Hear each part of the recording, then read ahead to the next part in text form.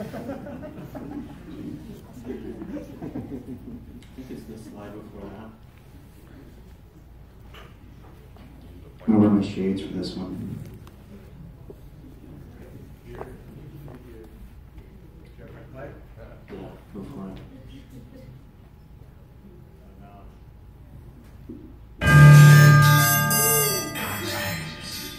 Subtlergic Enterprise. Yeah, pump it up. Retirement homes at the West Cambodian clients, Amazonian plants, destitution and riots, living teas and baristas from Ashland hipster backyard tea shops.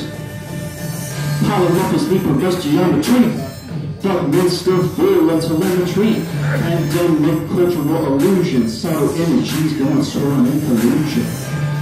By the looks on your face, just a bit of confusion. Yeah, Subtlergic Enterprise. Dreams of archetypal forces are on the rise. Dream is not allowed, just open your eyes. Subtlergic Enterprise.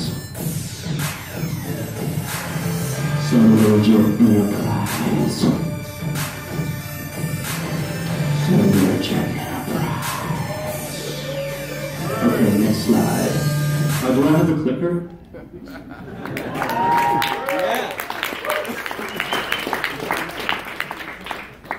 All right, hit it, Martin.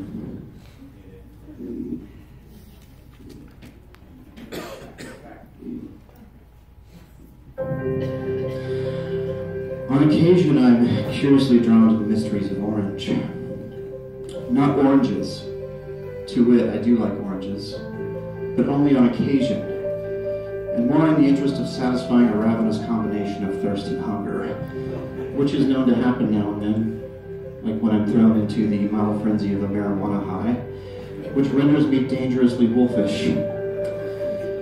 The approach differs greatly between the food and the color. I approach the orange as a couple would approach each other had they for the first time become aware of their mutual lustful attraction.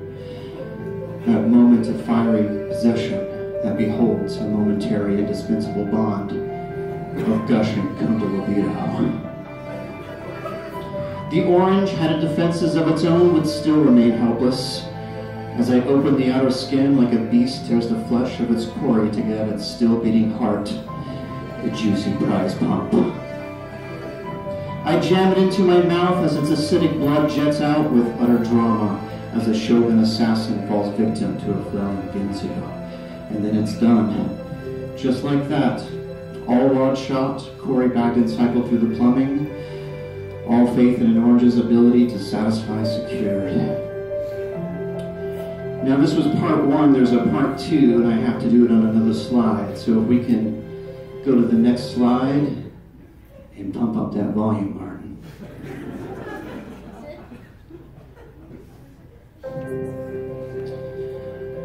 Is not the orange, in fact, possessed of the color orange? So why even begin to delineate two indispensable characteristics? Am I not standing on a whale fishing for minnows? Although irrelevant, you should know that the color was named from the fruit and not the fruit from the color. Nevertheless, although I cannot say for sure that my strange attraction to the color orange has anything to do with my infrequent desire for the fruit, there is without doubt no manner in which I am compelled by eating an orange in the same way I am compelled by a separate object possessed by the color from the fruit in which it was named. Do I succumb to some aspect of its essential nature? Am I enveloped in the rapture of the core of its being, its meat, its parte comestible?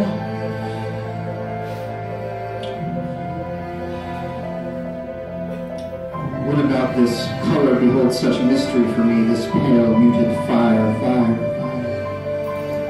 By definition, it is a tertiary soldier, sandwiched by red and yellow, the meat in between the slices of rage and fear, a second notch down from the top of the spectrum by order of highest frequency. Its complementary pal is azure, where its pigments are chiefly in the ochre families.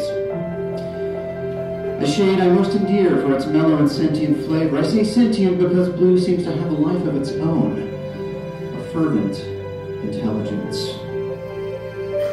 Save for orange, it is the cool, jazzy caterwauling cat in the aloof, spazzing, yodeling dog pack But what would that make orange? A cryptozoological color entity? It is a balance between the savage fire of red and the ripe pastel glow of yellow, associated with autumn, a time of transition, of turning inward. Hindu swamis don their orange robes to symbolize the fire of inner transformation. Van Gogh did not believe in blue without orange. Stradivari's mysterious orange violin varnish is thought to have given them their charming accent. Orange can be seen as an elder gold, reserved, wise, and well into its prime. Many report that during ayahuasca intoxication, the color schemes include rhythms of orange, blue, and gold, although orange predominates during certain tours of the intoxication. For example, the initial stages of euphoria, the Angora sunrise, the triumph over unconscious minions, the hero's blaze, or during that moment of collective unconscious connection, St. Elmo's fire. Okay, so that was my little, that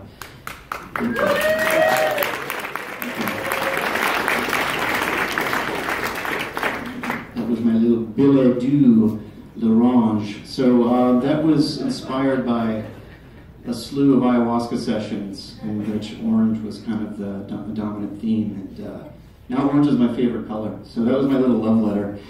And so really, this is the deal. You know, introductions have always kind of been rocky territory for me. So psychedelic freestyle def jam and love letters to colors was kind of my attempt at rectifying that rocky introduction.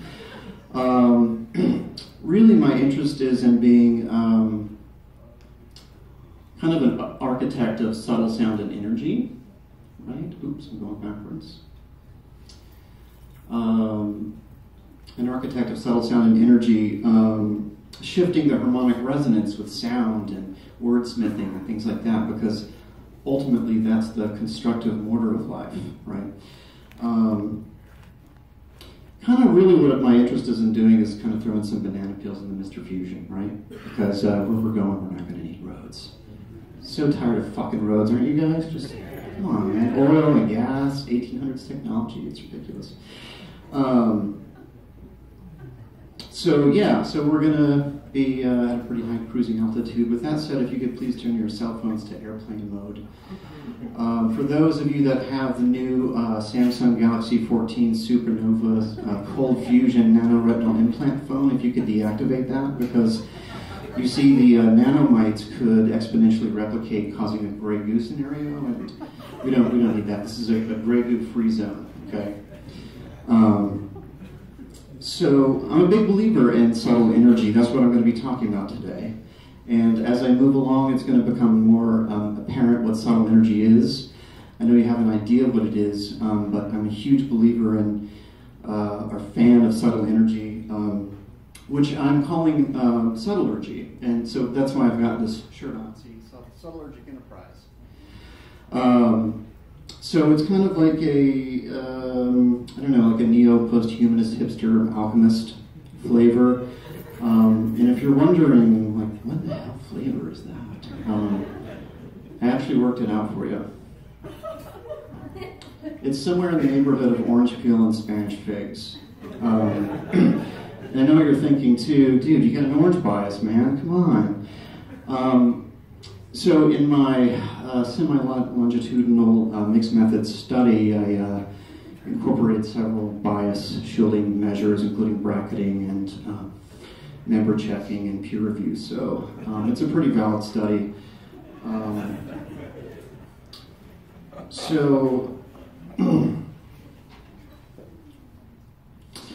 Anyway, it's a sexier name, which with geekier undertones, which is the absolute outer limit of the very definition of sexiness. But geeky is the new sexy, I think, right? So what I'm going to do today is just kind of tug on the Gordian knot of academia a little bit, not to reinforce its tensile strength necessarily, but to express the importance of fluid multidisciplinary approaches, kind of loosen and broaden the criteria for what we think is reality. But don't worry, it'll be a seamless flow into the choppy backwaters of obscure science and philosophy until we reach the calm, peaceful horse latitudes of phenomenal knowing. Before I go any further, you guys, I'd like to mention that this presentation is sponsored in part by Mindcom, a division of Octacorp, which is a cutting-edge, semi-underground, scientific, satirical, social, mimetic engineering think tank whose primary purpose involves, through the subtlergic application of lingual, sublingual, audible, subaudible, and ontological transubstantiation, to help shift the paradigm of thinking and spark a rapid cultural evolution. So thank you, Mindcom, for your continued support.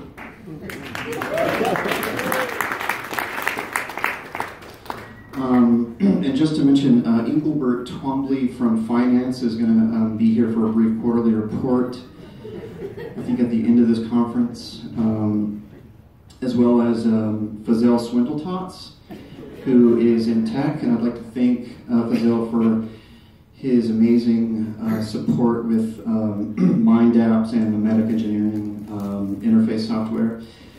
They're actually both going to be at the after party, and they're going to be displaying their amazing talents for ice sculpting, and we'll be sculpting ice flutes and playing alongside Martin Ball, so I look forward to that.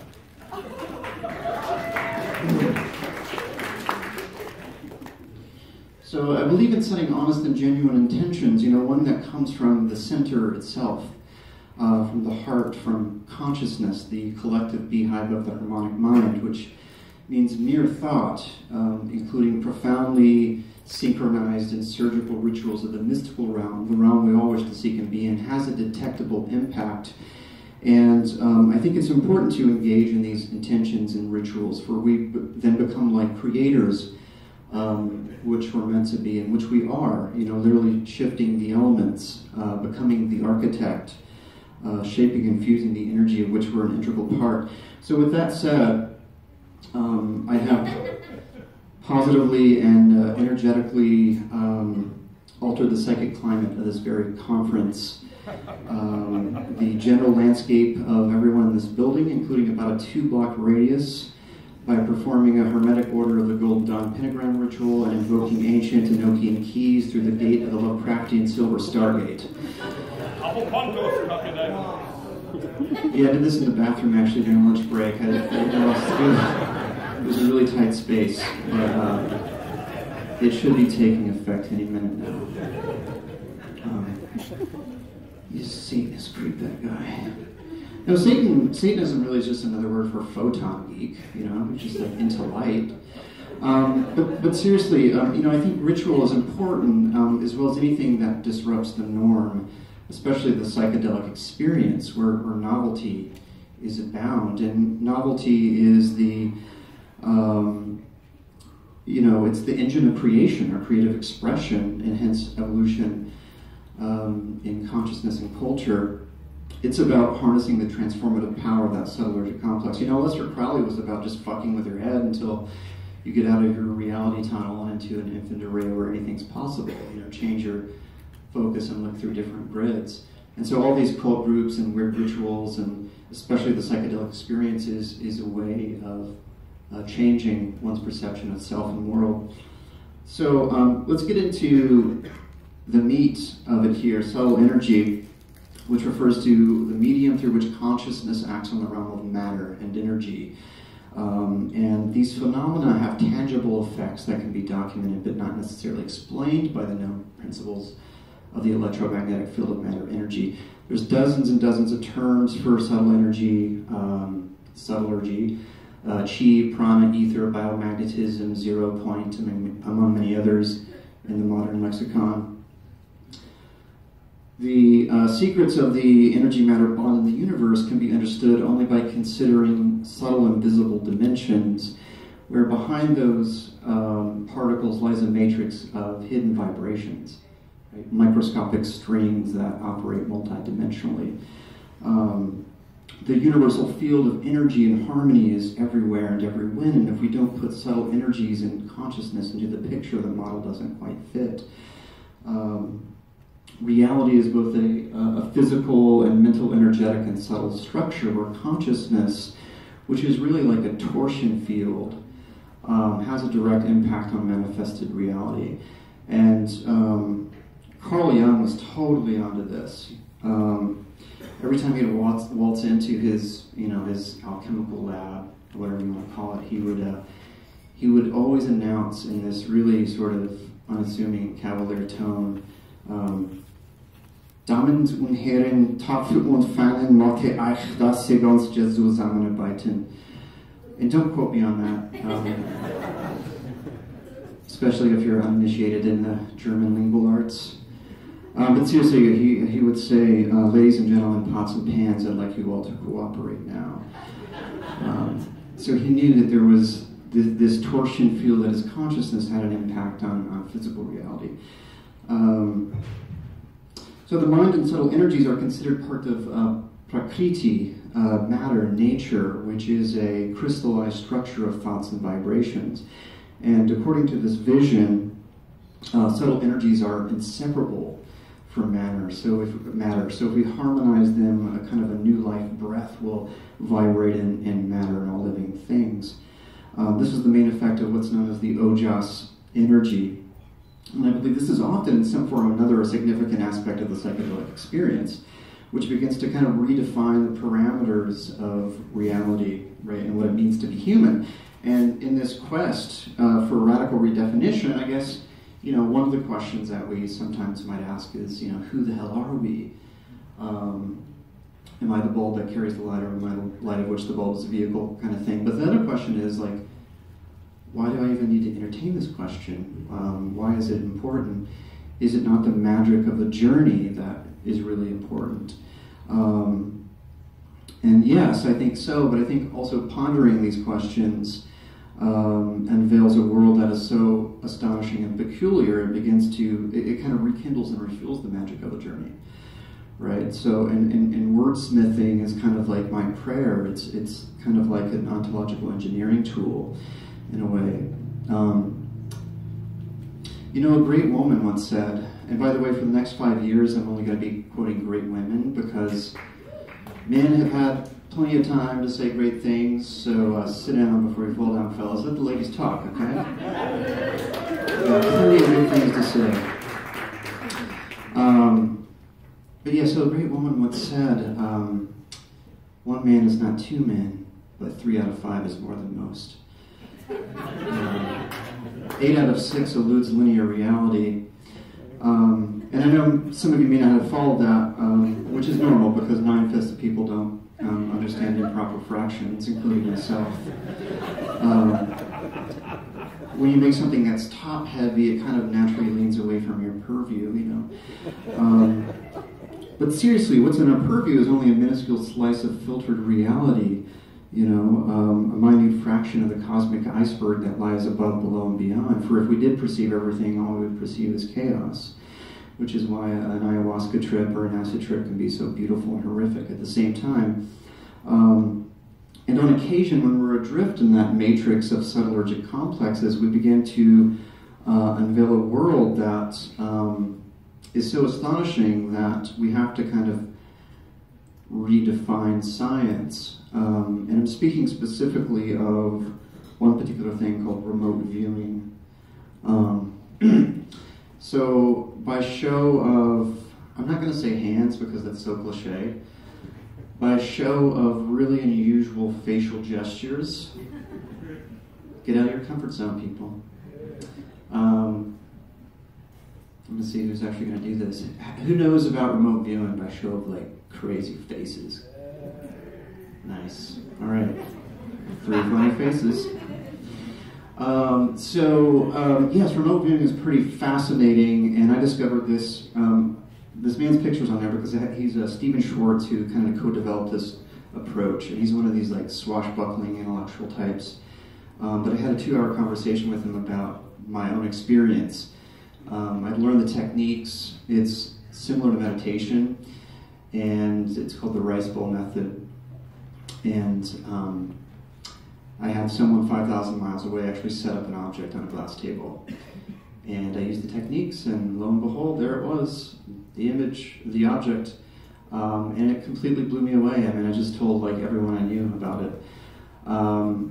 Unfortunately, I'm kind of lazy, so I haven't really, I could have developed it. I'd have like superpowers by now, But So stuff like this should allow us to completely renew and restructure our understanding of the physical universe. And it really lends credence to a lot of our psychedelic visions. You know, Martin was talking about these portraits and visions of random people, right? So perhaps he's remote viewing those situations. So now I'm going to get into what I call the subtlergic complexes, and what I'm going to start with is kind of like the subatomic realm and DNA, things like that, and then kind of work our way up to the macro level. So the subatomic realm obviously is very unique and interesting. You know, every subatomic interaction consists of the annihilation of the original particle and the creation of new subatomic particles. Right? Matter is the outcome and not the source of the creative process, and is the momentary manifestation of interacting fields, which is the substance of the universe. You know, an electron is not an electron from one nanosecond to the next. You're not yourself from one day to the next. You know, one day you're a stony brony with a appetite for creepy pasta, and you can't do without your Pinkie Pie, and the next day you're a Euclidean lumberjack blogger, and the next day you're part of an improv group. I mean, it changes on a daily basis, you know. So, and then there's DNA. Let me ask you guys this, by show of really unique hand mudras. How many of you have seen DNA in your psychedelic visions? Nice. Awesome mudras. So have you guys seen the movie Contact? Yeah. So there was, so the part of the movie where they get the message from Vega, right? And this fellow comes along, H.R. Haddon, whatever his name was, the bald guy, and he's like, you gotta think like a vegan, right? So it's interesting that in a lot of these psychedelic visions, sometimes you get these things, these visions, but they're just like handed to you. You don't have to like get rickrolled by Hitler's landing page. It's just like, it's like right there, you know. So DNA is the shit. I mean, DNA is just fucking awesome, right? I mean, classical biologists cannot even definitively point to a chemical blueprint located in the DNA code responsible for the myriad forms found in the human body, which suggests that the potential for form exists totally independent from, you know, interactional, biochemical, temporal dynamics. It's a structured and fluid cosmic signature,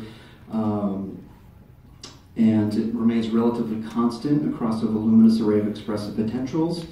It's a brilliant machine that is both spirit and matter.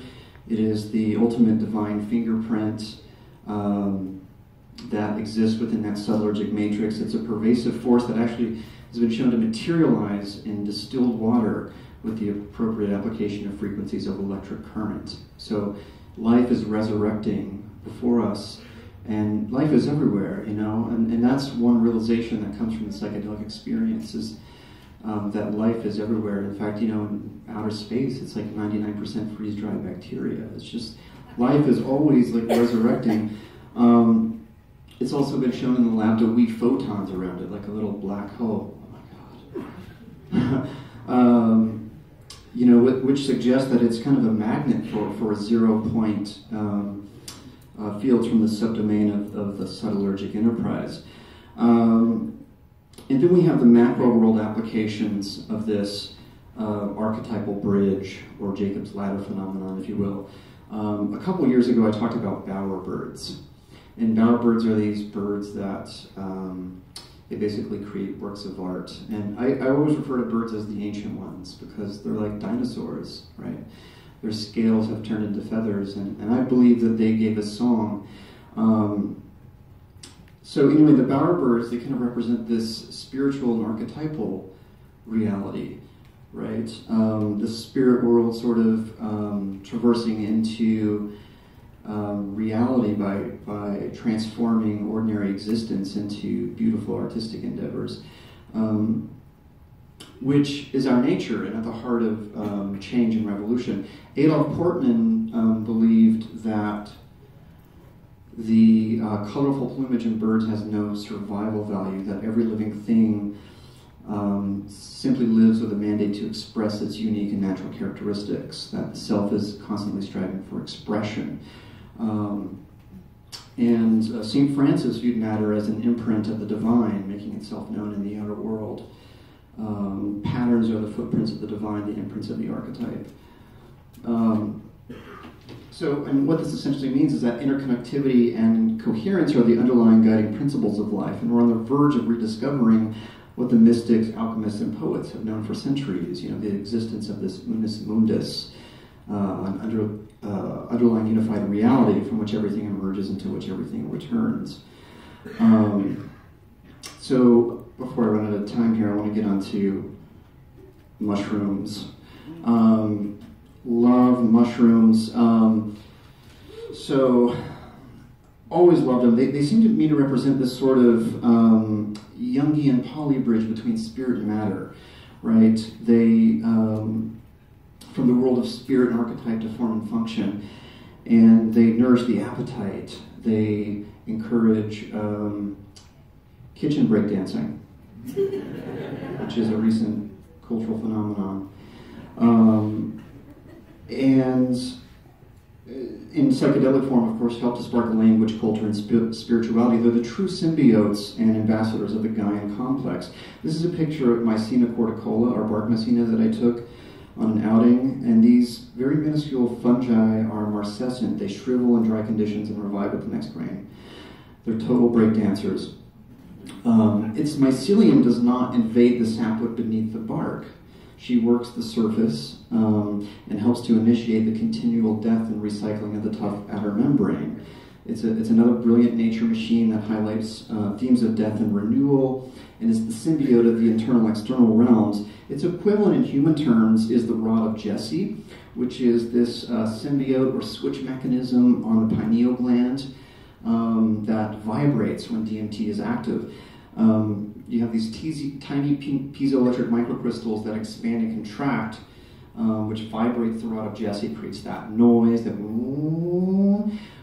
projector is switched on, and allowing us glimpses into subtlergic realms, feedback iterations of the fractal holographic cosmos, while taking flight from the discrete boundary condition of space and emerging into galactic consciousness in the vast matrix of communication within all dimensions and life forms that exist in our galaxy and beyond, which is pretty fucking cool. In fact, it's awesome. It's even more awesome than a monkey wearing a tuxedo made out of bacon riding a cyborg unicorn with a lightsaber on the horn of the tip of a space shuttle while closing in on Mars while engulfed in flames.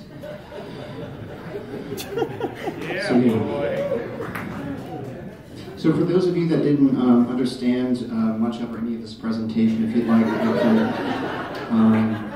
I can email you a compilation of algebraic algorithms, Cluvarian form constants, and a really nice Feynman diagram in the form of a lovely piece of Klein bottle pottery that I spun and molded myself from the clay that is my boundless quest to transect the mysteries and push on the edges of the phenomenal realm. It simply sprung forth from the galactic supercomputer, the Hunab Ku, as the Mayans call it. I just kind of stuck in my Akashic thumb drive.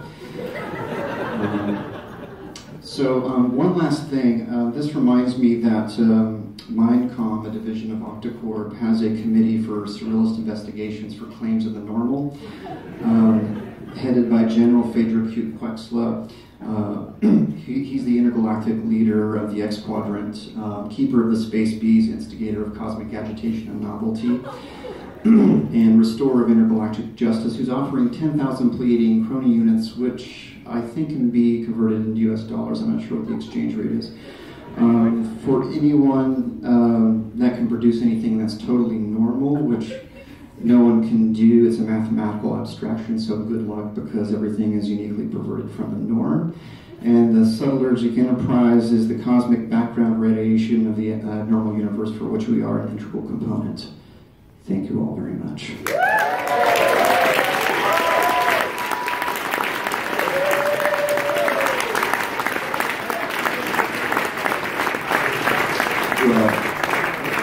Quite positive that you will all agree with me in my personal response to that presentation was, oh, of course. Right? Right? Of course. Thank you so much. That was fucking brilliant. That was brilliant. I love that. Love that. All right, everybody, we're doing great. We're still running.